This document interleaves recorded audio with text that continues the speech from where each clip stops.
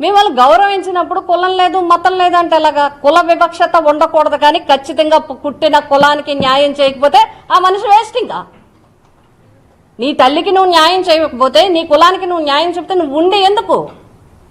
అలాని ఇందులో మేమందరం కూడా రాజకీయంగా ఉన్నవాళ్ళు. నానాజీ గారు మీకు తెలీదా? అమ్మమ్మలు నాన్నమ్మలు చేయి పెట్టుకుని కాపు వనభోజనాలకు వచ్చిన వాళ్ళం మనం. కులం గురించి మనం ఎంత ఉపయోగపడ్డామో, కులం గురించి మనం ఎంత సేవ చేసామో, ఎవరు మా దగ్గరికి మన జిల్లాలో, ముఖ్యంగా మన జిల్లాలో, మిగతా రాష్ట్రం అంతా లేకపోతే ఉమ్మడి తూర్పుగోదావరి జిల్లా, ఇక్కడ ఎవరికి చిన్న కష్టం వచ్చినా అన్ని కులాలతో పాటు కాపు కులంకి ఎవరికైనా ఇబ్బంది వచ్చింది, ఒక హాస్పిటల్, ఒక స్కూలు, ఒక యాక్సిడెంట్, ఒక పోలీసు, ఒక ఇది, ఎక్కడ ఏది వచ్చినా మేమెప్పుడు ఏ టైం అయినా అందరం మేము అందుబాటులో ఉండి వాళ్ళకి సేవ చేస్తాం. అలాంటిది మీరు పిఠాపురం ఎందుకు వెళ్ళారు? అత్తూరా? ఏ సోదరా? అత్తూరా లేకపోతే అమ్మగారూరా? ఏంటిది? పిఠాపురం నేను ఎప్పుడు వెళ్ళానో తెలుసా? 1994లో అన్న ఎన్టీ రామారావు గారు టికెట్ ఇచ్చి పిఠాపురం ఆడబడుచని బొట్టు పెట్టి పంపిస్తే అక్కడికి వెళ్ళాను. ఆ రోజు నుంచి ఈ రోజు వరకు కన్న బిడ్డ కన్నా ఎక్కువగా నన్ను పిఠాపురం గౌరవించింది. నాకు పిఠాపురం ఎప్పుడు లోడ్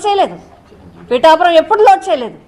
ఆ అన్న ఇచ్చిన తర్వాత 20 రోజులకి నా టికెట్ అప్పుడు రాజకీయ కారణాలు వాళ్ళు తీసేస్తే 2009లో అన్నయ్య చిరంజీవి గారు, అంటే మీరు చిరంజీవి గారిని అడుగుతున్నారా? ఇప్పుడు మీరు చిరంజీవి గారిని ప్రశ్నిస్తున్నారా? పిఠాపురం ఎందుకు ఇచ్చారు గీత గారికని చిరంజీవి గారిని ప్రశ్నిస్తున్నారా మీరు అని అడుగుతున్నాను నేను.